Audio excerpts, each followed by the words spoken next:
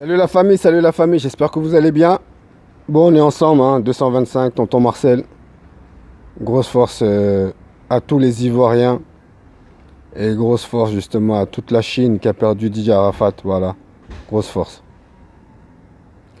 Bon, ce matin, en prenant la direction du boulot, je me suis mis France Info et il y avait le frérot Black M pour promotionner son nouvel album qui va sortir dans très peu de temps. Et le journaliste lui a posé la question, à quand est-ce qu'un nouvel album de Section d'Assaut? Et Black M a répondu clairement, ce n'est pas pour tout de suite car nous avons des petites histoires avec la justice. Voilà, donc on doit régler d'abord nos problèmes avec la justice, voilà. Un petit litige. Bon, Black M n'a pas voulu trop dire, quoi. Il n'a pas voulu trop dire avec qui ils sont en justice, hein, c'est tout. Mais c'est pour vous dire que l'album ne va pas sortir tout de suite. Et ça, c'est vraiment dommage parce que nous, on attend vraiment la Section d'Assaut.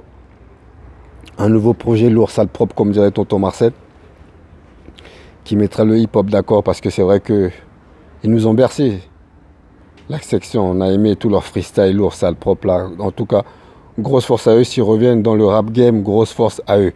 Bon, mon sujet aujourd'hui, c'était pas de parler de Black M, mais c'était surtout de parler effectivement. Vous avez pu vous apercevoir qu'effectivement, il y a des propos qui ont été tenus par Lilian Thuram qui choquent plus que des cris de singe. Vous avez remarqué ça? Donc, qui choquent plus les médias français que des cris de singe. C'est un truc de dingue, quoi. Les propos tenus par Lilian Thuram ont plus choqué que des gens qui font des cris de singe devant des noirs. Vous vous rendez compte quand même le degré d'intelligence que les mecs ils ont. Donc aujourd'hui, une grande journaliste, je me permets de dire grande journaliste sur Europe 1, qu'on appelle Nathalie Lévy, a reçu en interview téléphonique Vikash Dorasso, cet ancien international de l'équipe de France et grand joueur de Paris Saint-Germain. Et franchement, je vous dis les gars, Vikash n'a pas mâché ses mots sans langue de bois. Ce mec-là, il a un respect total de tonton Marcel et de toute la communauté noire, je vous dis. Le mec, il a parlé sans langue de bois. Le mec a réagi sans langue de bois. Il a dit les choses claires et nettes comment ça doit être dit. Le mec, il a eu peur de rien du tout. Mais, Vikash, mais t'es trop fort, mon gars. Quand j'ai écouté la vidéo, quand j'ai écouté le son, j'ai regardé la vidéo, je me suis dit, mais what the hell is this? Mais je me suis dit, mais ils vont boycotter Vikash là, c'est pas possible. Vikash, tout ce que tu as dit dans cet audio sur Europe 1, tu as tout à fait raison à 100%. Et tu as le soutien de tonton Marcel. On doit commencer à la base de tout. À partir du moment où ils vont tout rectifier, dès le départ à l'école, pour enseigner l'esclavage correctement et dire que ce n'est pas bénéfique et que c'est un crime contre l'humanité, je vous jure qu'on sera vu autrement. Parce que des cris de singe envers une personne, ça veut dire que tu considères cette personne comme un animal. Et Vikash, merci. Maintenant, en dehors de Vikash, merci au grand frère Joe Dalton. Parce que lui aussi, il n'a pas mâché ses mots. Il a dit les choses claires et nettes. Maintenant, les gars, les fouteux là, on vous attend. Votre frère Lukaku se ramasse. Lukaku, pas Lukaku, Lukaku se ramasse des cris de singe. Ou tous les autres noirs se ramassent des cris de singe. On ne vous voit pas monter au créneau. On ne vous voit pas monter au créneau. Vous ne dites rien. On a l'impression que vous êtes muselé. On a l'impression que vous avez peur de votre place. Et Pierre Ménez, j'ai vu la vidéo de Marcus Dia, grosse force à toi. Pierre Ménez, quand on reçoit MHD, et dans le clip vous dites qu'il n'y a pas un seul blanc, et MHD dit qu'ils sont tous derrière, et Pierre Ménez qui sort une phrase comme ça, c'est le monde à l'envers. Mais attendez, et ça choque personne, normal, les gars, normal. Vous vous rendez compte quand l'équipe de France a gagné la Coupe du Monde et qu'ils sont partis à l'Elysée? Eh bien, ce que veut dire Pierre Ménez, c'est ce qui s'est passé à l'Elysée le jour que la France a gagné la Coupe du Monde.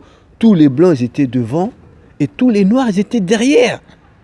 Quand Pierre Ménez veut dire, quand Pierre Ménez il dit à MHD, oui, mais on ne voit pas un seul blanc, et MHD dit les blancs ils sont derrière et que tous les noirs sont devant, et Pierre Ménez dit mais c'est le monde à l'envers.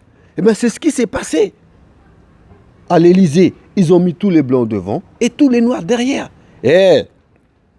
Arrêtez, il faut faire un mélange. Dans une photo on mélange tout le monde. C'est comme à l'école. À l'école, quand on fait une photo de classe, on mélange tout le monde. On ne met pas les noirs sur un trait, les blancs sur un trait et les arabes sur un trait. On mélange tout le monde. Dans une photo, on doit mélanger tout le monde. Pas de discrimination, les gars.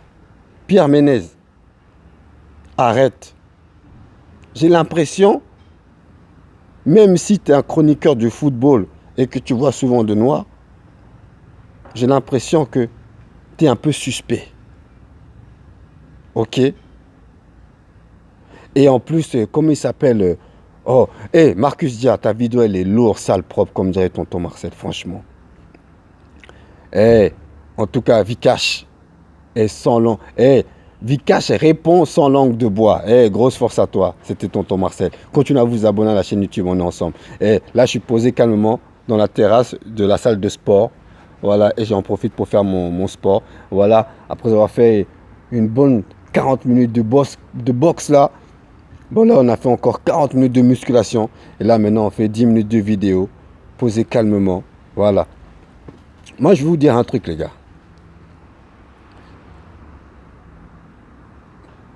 Ça ne sert à rien d'être raciste. Je vais vous dire pourquoi. Parce que vous voulez ou non, le noir est là. Que vous voulez ou non, le noir est là. Et le noir sera toujours là. Le noir est amené à vivre avec le blanc. Le blanc est amené à vivre avec le noir. Et à partir de maintenant, l'esclavage est fini. Maintenant, enseignez l'esclavage aux nouveaux jeunes qui arrivent en disant que ce n'est pas une bonne chose, que c'est un crime contre l'humanité et que le blanc regrette d'avoir mis le noir en esclavage. Vous savez, aujourd'hui, tous ceux qui sont racistes seront amenés à disparaître et que dans quelques années, un monde sera meilleur. Sachez-le. Vous pouvez faire tous les cris que vous voulez.